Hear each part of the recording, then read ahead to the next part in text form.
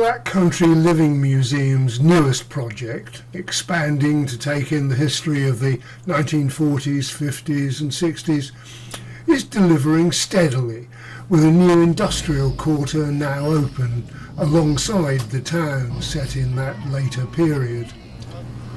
The growth of the museum means it now brings to life the Black Country from the 1700s right through to the 1960s, bringing it into the childhoods of many older visitors.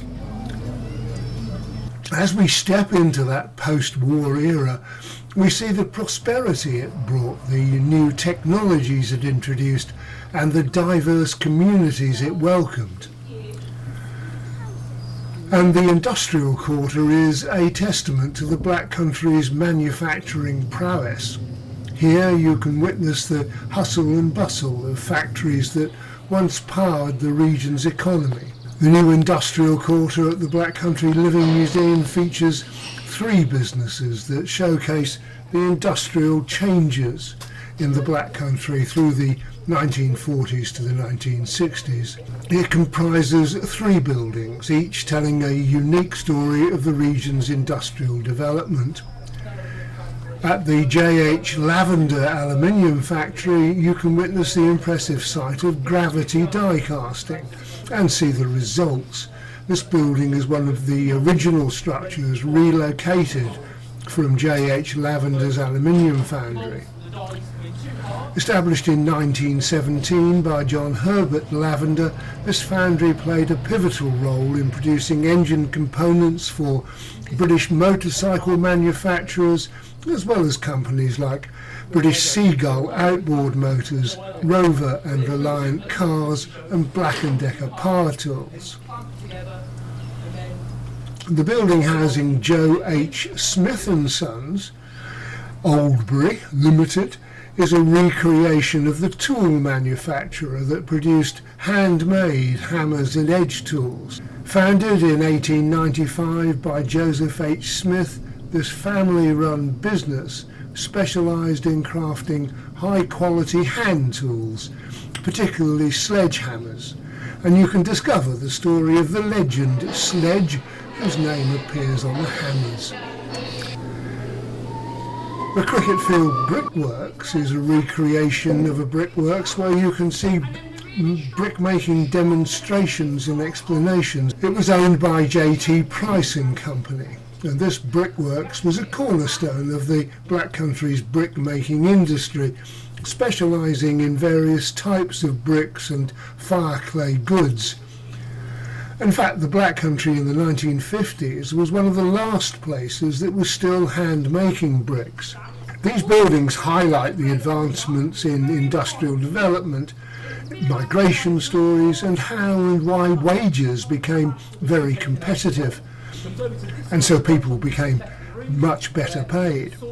The characters you'll see in this area are all based on real people who worked here. And the new exhibition also provides an opportunity for the museum to display objects that had been donated many years ago.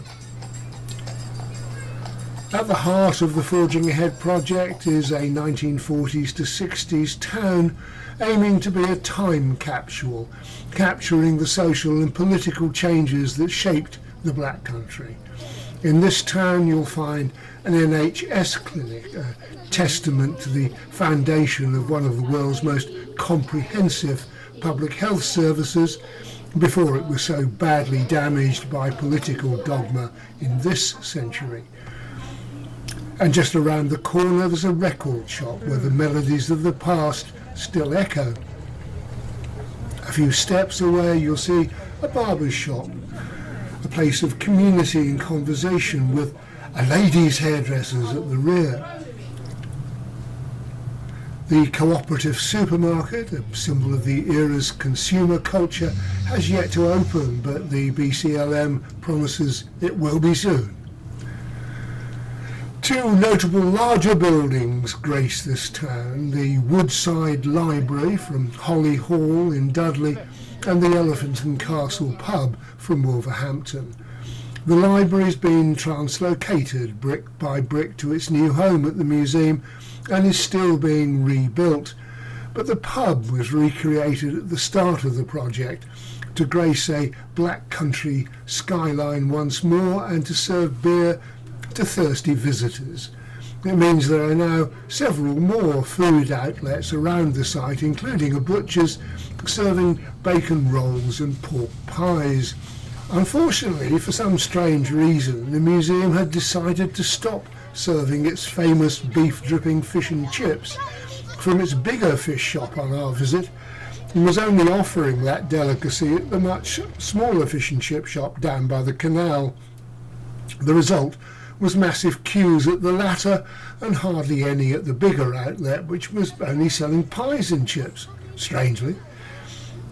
But this £30 million project, the largest in the museum's history, is set to expand the museum's footprint by about a third and increase its capacity to welcome 500,000 visitors a year by 2026. Hopefully by then they'll be serving enough fish and chips from both ends.